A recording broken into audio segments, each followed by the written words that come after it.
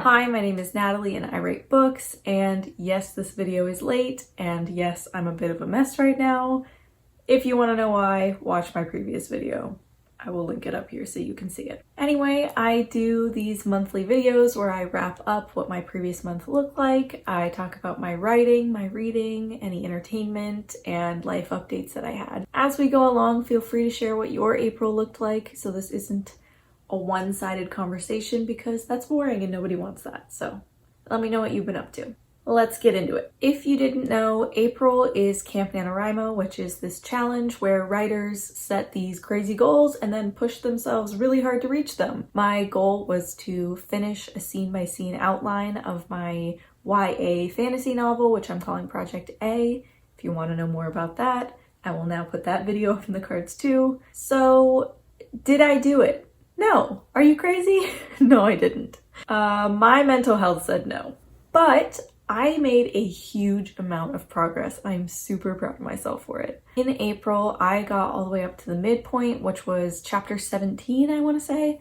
And I did like a detailed full outline on all of that stuff. The outline is more than 10,000 words at this point, so I'm super proud of myself. Like, I accomplished a lot despite the fact that I didn't quite reach the goal that I was going for. So I'm good. I'm happy. But let's talk about how many words I actually wrote in the month of April. Let's, drum roll please, consult the stats. Here. In April, I wrote over 13,000 words. I am so proud of myself because this month I wrote more than I have any month so far, in spite of a complete mental health breakdown. Like, what? What? Like, I truly did not believe these stats until I saw them for myself. I think really what I have to attribute to that is just that I really dug into routine in April. I was writing on my lunch break at work, and my job is pretty boring. I'm just gonna be straight up honest with you. So it's kind of like, yes, I only wrote on my lunch break, but I was thinking about my book kind of throughout the day, leaving myself little notes in preparation for that. So 30 minutes of writing every day and getting around 1,000 words in that time, like, yeah, it's pretty good. And the consistency honestly really paid off, and I'm proud of myself for that. But I also want to take a moment to say here, if you are struggling with anxiety or depression or any flavor of mental health issue, please don't feel like you have to do this. Like, please don't be productivity shamed just because I accomplished a lot in the midst of a crisis. Like, see my previous months for proof. Like, this is not normal for me, and I'm really proud of myself for reaching into routine despite the crazy. But I don't want you to feel like this is what is supposed to be happening. I talked about it more in my previous video about anxiety and about mental health and being a writer, but being unable to write your book at certain periods because of where your mental health is doesn't make you a bad writer. It doesn't make you a bad author, and it doesn't mean you're never going to get published. It just means that your body's telling you to take a break, and that's okay. I have had plenty of times in my life when I have had to take a break because of where my brain was. So yes, I hope that you seeing the number of words that I wrote gives you a little bit of hope, gives you a little bit of like, oh, it's not impossible, but I don't want you to feel like this was the norm. I have plenty of days where I don't write a word, plenty of weeks, plenty of months. I think that what really helped me here is, even though I was on a lunch break, I was writing at work and it felt like I was being paid to write. Like, yeah, I guess I tricked my brain into being like, well, this is when we write, so I'm writing. And I think that having this YouTube channel has helped because I thought, well, can't disappoint everyone, I have to write words. So I guess maybe at the end of it, what I'm trying to say is I was able to hack my brain and trick myself into writing despite not necessarily feeling like it. Also, caveat, Caveat. It's caveat, right? Anyway, side note, I made sure that in Camp NaNoWriMo, I was plotting instead of drafting because the words come differently, right? So a lot of plotting is a brain dump. It's asking yourself questions and answering them. And drafting is, for better or for worse, first draft or not, trying to make things sound pretty. For me. So maybe that's something to give you some motivation. If you're having trouble right now drafting, try outlining. Might work better for you right now. It certainly worked better for me. So that was my surprisingly high word count month. Really proud of myself, hoping to keep up that pace for May. I'll tell you right now, I'm filming this video very late into May, and I think I'm doing okay, so yay. Okay, let's talk about reading. What was with the voice crack? I read 5 books in April, kind of all over the map. I think 2 of them were nonfiction, and then 2 were fantasy, and 1 was romance. I'm gonna talk about 2 of the books. The first one I want to talk about is the romance book. I read Happy Place by Emily Henry. And I am late to the Emily Henry bandwagon, but don't you worry, I am on the bandwagon. I actually really loved it. I know that some people have mixed opinions. This is a second chance romance. A group of friends go to like this yearly vacation that they have. It's kind of like their last hurrah because the family is selling the house.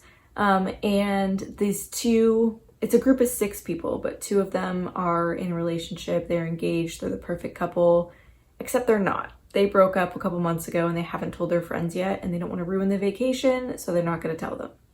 That's the premise. And let me tell you, it was delightful.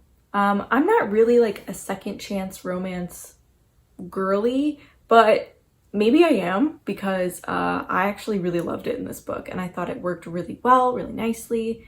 I will say, ooh, do you hear that clap of thunder? I better film this video very fast. I will say a lot of reason for the struggles in this relationship is miscommunication. So if that bothers you, and I know it does a lot of people, this maybe isn't the Emily Henry book for you. But if you're a person who likes romance, I recommend that you read Emily Henry just in general. She has a whole handful of books that are all kind of like different tropes, vibes, even sometimes like writing styles, I feel like. So try it.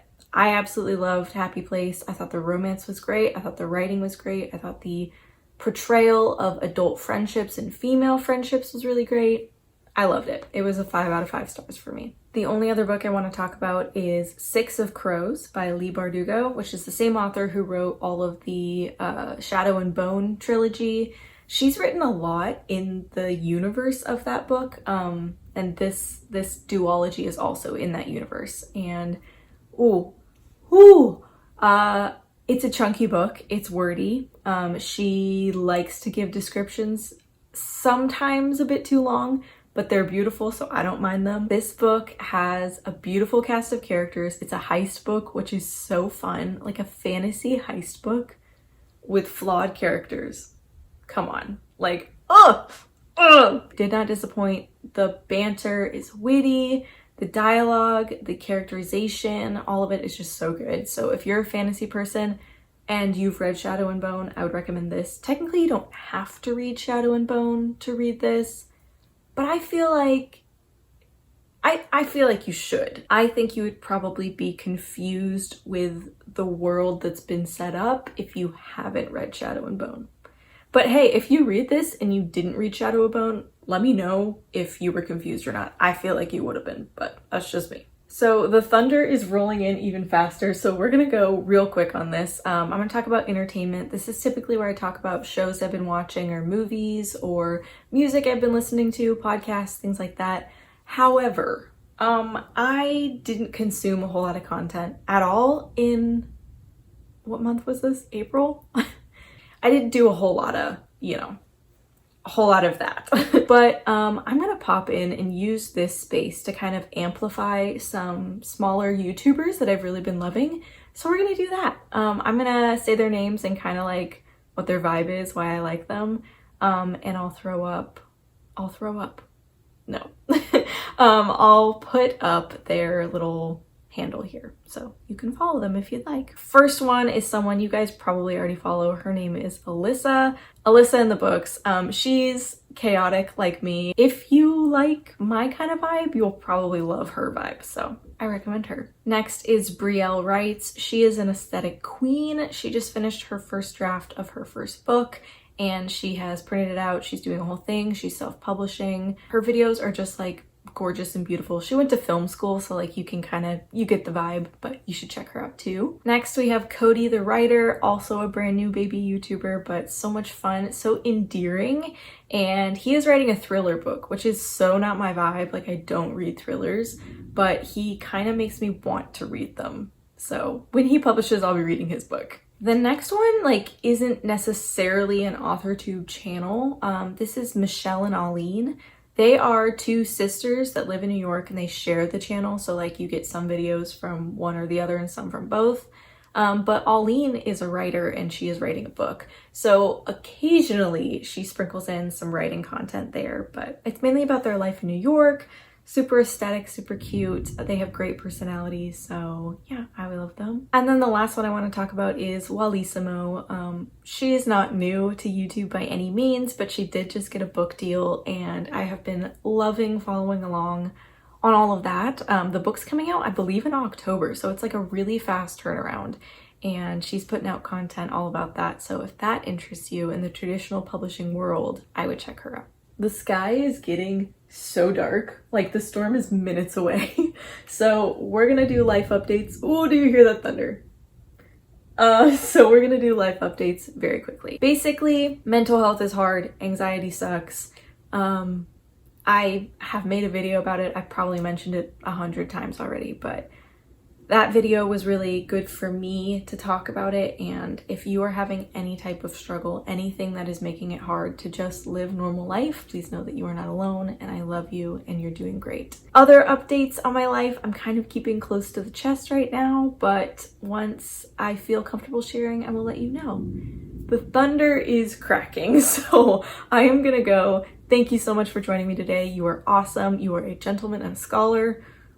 Some of you aren't gentlemen, but you're still scholars. I gotta go. The wind's howling. Okay, love you, bye.